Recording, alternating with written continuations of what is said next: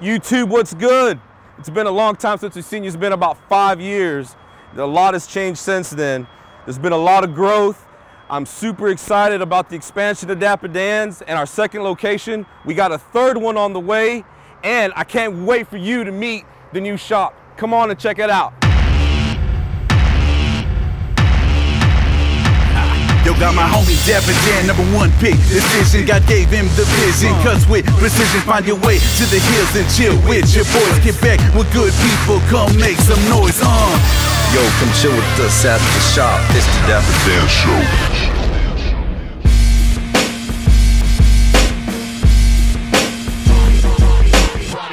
I've known of this guy for about 15 years, and I had never really met him. And it's this guy right here next to me. Freddie Gonzalez, Freddie the Jedi flat top barber.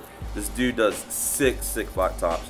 It's probably about 3 or 4 years ago, you came into the original Dappa Dan's, and we chopped it up for a little bit, and then I reached out to you because I had mentioned that I was wanting to open up another barbershop, and just talk a little bit about like that. Where did we go? It was we went to play some pool, and we went to main event. Main event, right? And we chopped it up and played a little bit of pool. And you opened up my mind to some things, and let's talk a little bit about that, man, and where we're at now, because you know you and I were the ones that really got this place going and got it off the ground. Right. You know what I'm saying? So tell YouTube a little bit about it, bro. Well, you gave me a call and you said, "Hey, man, why don't you come out and meet up with me? You know, let's talk. Right. Let's shoot the crap a little bit and shoot some pool and have a few drinks and talk about doing some business together." Exactly. Yeah. And I said, that was great. Yeah, man, let's do it. And we met up, and man, we had a hell of a time. We interviewed each other, and we did, right? Yeah, man. The interview was supposed to be you interviewing me, and it turned out me interviewing you. And why you gotta be like that? You didn't flip it on me. Well, maybe a little bit. But I was picking your brain. And I was picking yours too. And I wanted, because you've got 10 years more than experience than I do. You know what I'm saying? Right. And I respect you tremendously, because what I feel that you've brought to this craft and to the Dallas-Fort Worth area. You know what I'm saying? Everybody knows you. Everybody knows you give a badass cut. You're super thorough when you cut hair, and your flat tops are untouchable. I don't think there's anybody that I know that can touch you when it comes to a flat top. It's the art of it, man. It's an art, yeah, right? it's an art form. This is Brandy Scott. She is the only female barber on the roster here at Dappa Dan's, and we're super excited to have her. So why did you make the decision to leave the corporate end of the business?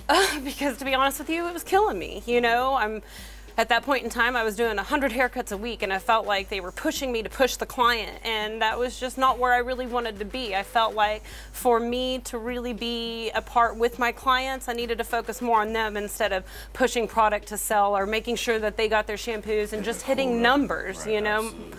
I felt like my clients were so much more to me than just a number in and out of the door. So talk a little bit about the difference of being in a barbershop versus being in the corporate world. Oh my gosh, it's so much better. It's so much more laid back. I can really, you know, relate to my clients more, not be forced to talk to them about what specific thing that the company I'm working for mandates me to talk about, right. You know? It was, I felt very lost before where I was, and moving on to, you know, more personalized barbershops, I feel like I can really make my service more personable to the client that's in my chair at that time, and they have become my family and my friends, and you know, that's important to me to see them that way and be seen as much more than just somebody who cuts their hair.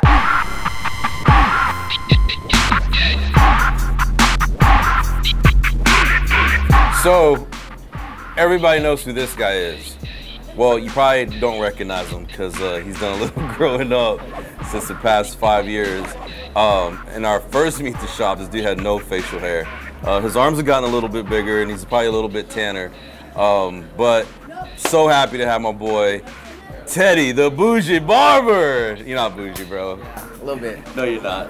Teddy and I work together on Fridays. And tell a little bit about like the chemistry that you and I have and how we feed off each other. We bust. If you guys don't understand, being a barber is a lot of things. It's being a barber. It's also being a good listener. Very important. We also are psychiatrists. We should Therapist, yeah. Or therapists. We should charge for couch time, and we don't. And we're also entertainers, right? Right. I agree with all that. Because we bust on each other to keep the people that are waiting to get a haircut Entertained. entertained, so they're not bored, so that they hang out. Because there were times, share with them, there were times of how long was the wait to get a haircut from us? Man, Saturdays used to be crazy. Saturdays was like Fridays and Saturdays, but Fridays 2-3 hour wait.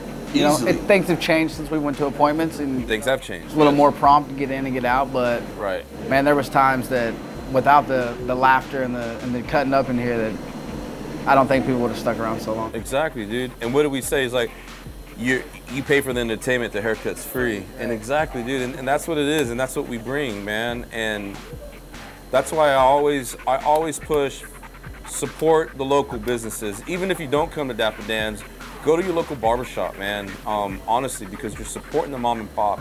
That's extremely important for the community.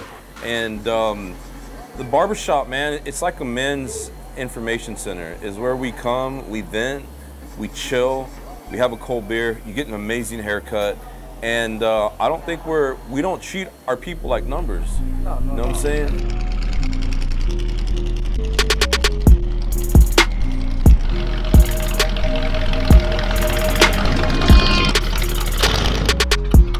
I'm super excited to have my boy, TJ Benoit. What's up, brother? How's it going? Thank you so much for joining us today. We're gonna talk a little bit about how TJ and I met and how we got the ball rolling.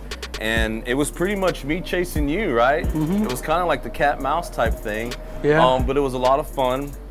You had a couple of offers too, right? Mm-hmm. But I think deep down in your heart, you really wanted to be at Dappa Dan's, right? I did, yes. Right? So tell us a little bit about how did you get into barbering? Like, what was it? Just going to the barbershop, friends that are barbers, hanging out. It seemed more of a,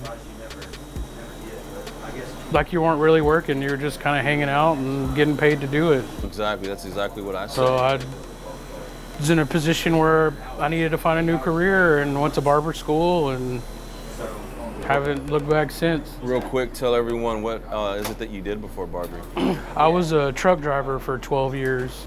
Really? Mm-hmm. Like local routes, all over the local routes, pretty much. It was probably the worst 12 years of my life. Really? Yeah. And how's it been now since you've been a barber? It's been awesome. Yeah. Every day is a new adventure. It is a new adventure. It really is.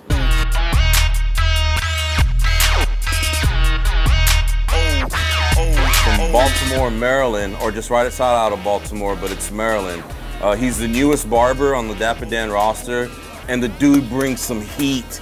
My boy Pablo Santiago, what's up, baby? What's going on, man?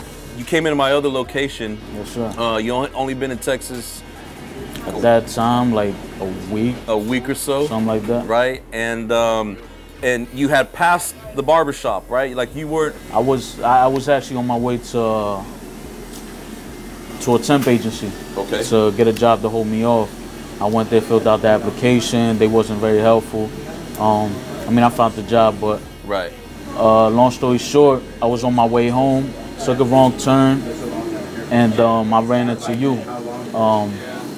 More to the story, but for time's sake, that's pretty much it. I wasn't even going to go in the barbershop. Went to turn around in the shopping center.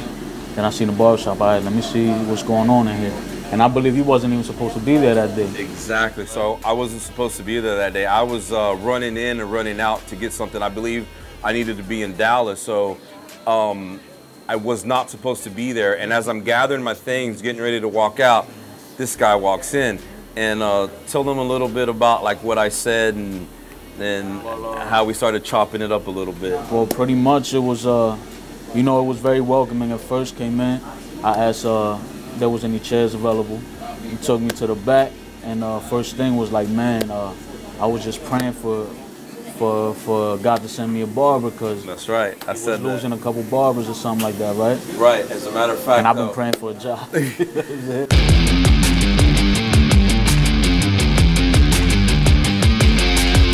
Pat the Irish Barber, what's up, bro? It's crazy that we're barbers together now, isn't it? Yeah. And it's nuts, because when you and I met back in 06, 06. 06, you weighed like 500 pounds.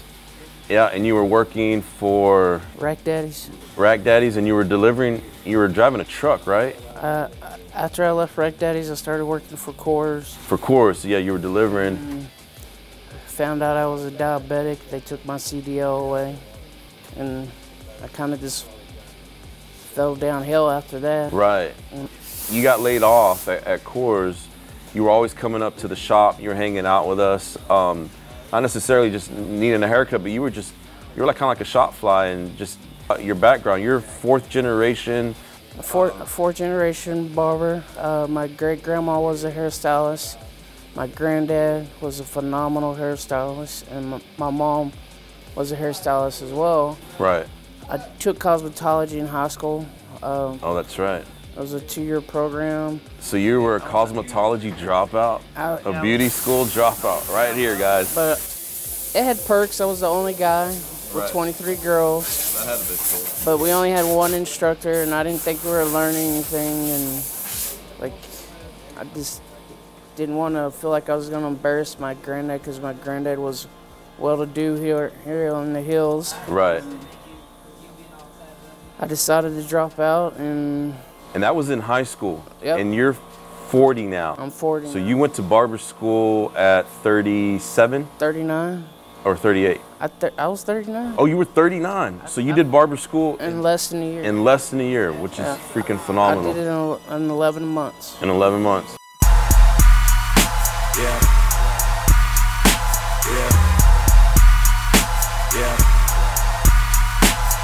So my next barber, super special to me. It's because he's my son. It's crazy to say that my son works at Dappa Dan's. You know, I never thought in a million years that I was going to be a barber, much less my son follow in my footsteps. So it's, I got to say, it's pretty rewarding and badass when I look over and look to the right of me and I see my boy over there cutting up one of my customers, or just a customer in general. It's super rewarding. So tell everyone how we met. I don't remember. You don't? No. You're supposed to tell me all that. Well, we'll do that on a whole nother show. Tell everybody about YouTube, man, a little bit about like what made you become a barber. Like as a young boy, you were hanging out at the shop a lot, pushing the broom. You took over the OG in 07. 07, yeah. So when it was your weekend summers, I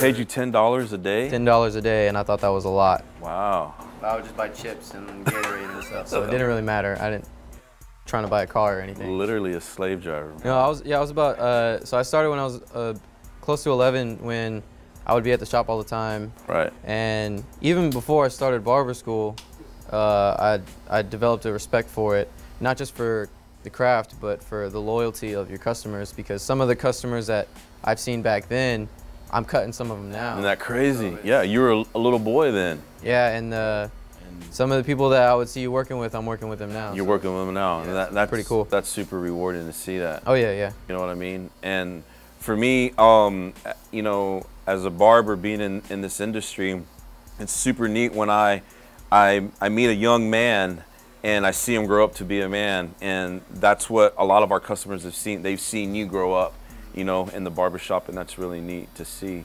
So I have to say, working with my son has been a real treat and an honor, and I think it's rad. I love you. You're freaking awesome. I know. And you're my only boy out of 5. How many have 5 kids? I think. 5. Yeah, 5. Yeah, 5. You're my only son, and it's freaking rad that we get to do this journey together.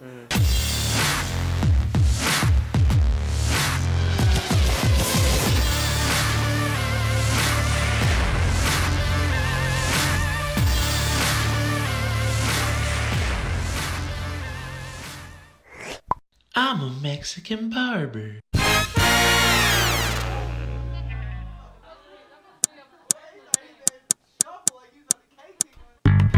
Ooh, that's my jam.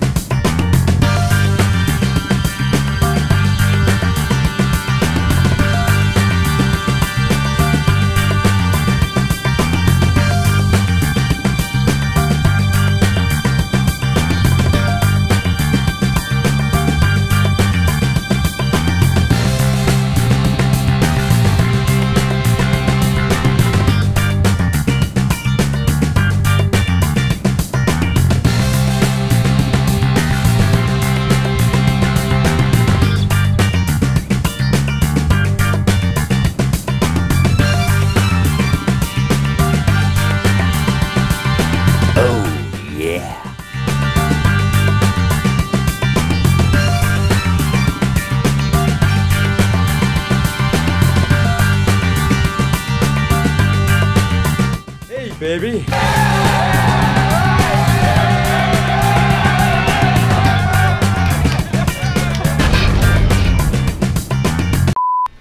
Ooh, that's my jam. Cut! Teddy the Barber. That was good, Freddie. I like that. That was good, Freddie. Do that again. Ooh, that's my Teddy jam. Barber, Act 2. That was good, You Teddy. just ruined it, bro. I'm never gonna do it that good again. You're here cutting up my film, I didn't bro. get it. I didn't. That was good. We don't need your scissors. And action. That's my jam. All right.